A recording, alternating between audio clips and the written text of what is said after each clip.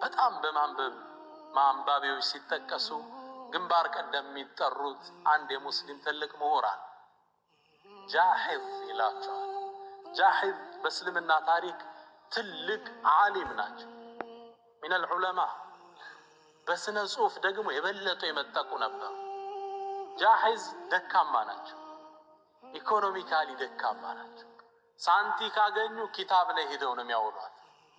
አንድ ኪታብ እጃቸው ከያዙ ሳይጨርሱት አይተኙ። ጃሂዝ ሌላ መገለጫቸው አንድ ዓሊም ሲል የሰማው ተላጫውታችሁ፣ ጃሂዝ መልካቸው ብዙም አትራክቲቭ አልነበረም ይላል። ብዙም አይስብም። ግልጽ ነው አይደል? ብዙም አትራክቲቭ አልነበሩ። አንዴ ምናልባት ይሄ ታሪክ ይገልጽላቸዋል የሰውየውን ማንነት። አንዴ አንዲት ሴት በእድሜ የገፋች መጣችና ገበያ ፈልግሃለሁ ብላ ወሰደቻቸው። ደነገጡ። ለምን ነው የምትወስደኝ? አይ ፈልጌህ ነው። የት ነው የምትወስደኝ? ወርቅ ቤት። ወሰደቻቸው።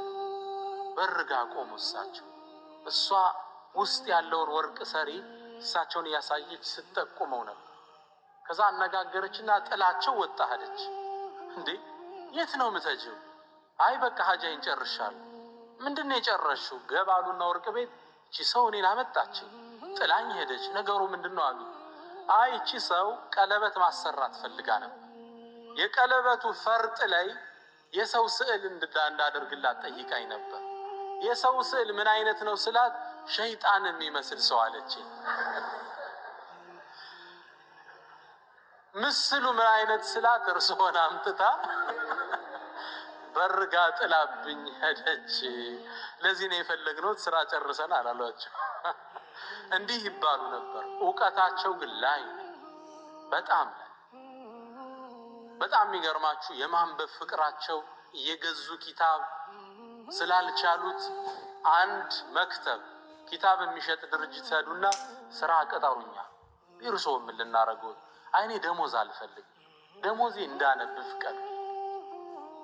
እዛ ላይ በራሪ ውስጥ ገቡ። ኪታብ ይሸጣሉ። ደሞዛቸው ምንድነው? ኪታብ ማንበብ ብቻ ነው። ይሄን ዕውቀታቸውን የሙስሊሙ ማህበረሰብ ያውቅ ነበርና አንዲት ለግላጋ ቆንጆ ለጋ ሴት መጣችና እንግዳዊ ጥያቄ ያቀረበችላቸው። ያ ሼኽ አለቻቸው፣ እኔ እንዲያገቡኝ ይፈልጋሉ። እኔን? አንቺ? አዎ። እውነት ልታገቢ ፈልገሽ? አዎ። ለምን? አይ አንድ ካልኩሌሽን አስቤበት ነው። እንዴት? ልጃችን በእርሶ ዕውቀት በእኔ ውበት እንዲወጣ ፈልጋለሁ። በሁለቱም የነገሰ ልጅ እንዲሆንልን ነው፣ አግቡኝ አለቻቸው። ጃሂዝ አሰቡና ምናልባት በእኔ ውበት በአንቺ ዕውቀት ቢወጣሳ?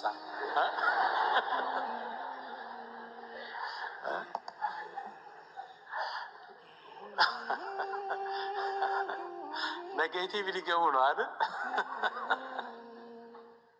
ይህ ትልቅ ዓሊም እዛው መጽሐፍ ውስጥ እያነበቡ ላይብራሪ ውስጥ እያሉ የሞቱትም እዛው ነበር።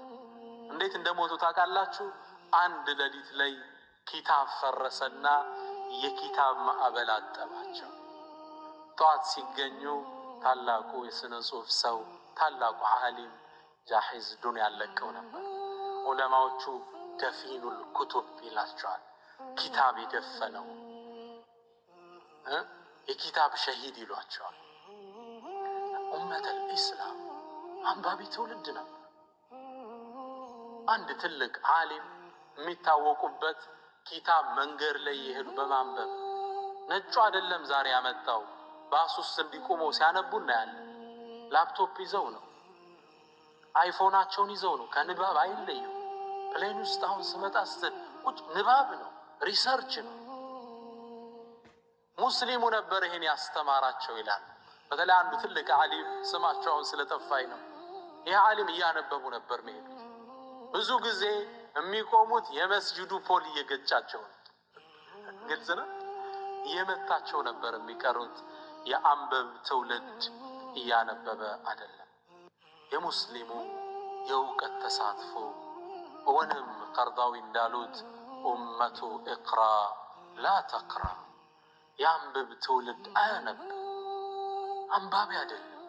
ጋዜጣዎችን ማንበብ፣ መጽሔቶችን፣ ሐዲሱን፣ ትምህርቱን ደካማ ምን بسم الله الرحمن الرحيم الحمد لله الذي أنزل على عبده الكتاب ولم يجعل له عوجا قيما لينذر بأسا شديدا من لدنه ويبشر المؤمنين الذين يعملون الصالحات أن لهم أجرا حسنا ماكثين فيه أبدا وينذر الذين قالوا اتخذ الله ولدا ما لهم به من علم ولا لآبائهم كبرت كلمة تخرج من أفواههم إن يقولون إلا كذبا فلعلك باخع نفسك على آثارهم إن لم يؤمنوا بهذا الحديث أسفا إنا جعلنا ما على الأرض زينة لها لنبلوهم أيهم أحسن عملا وإنا لجاعلون ما عليها صعيدا جرزا أم حسبت أن أصحاب الكهف والرقيم كانوا من آياتنا عجبا إذ أوى الفتية إلى الكهف فقالوا ربنا آتنا من لدنك رحمة وهيئ لنا من أمرنا رشدا صلوا على خير الأنام المصطفى والتمام صلوا عليه وسلموا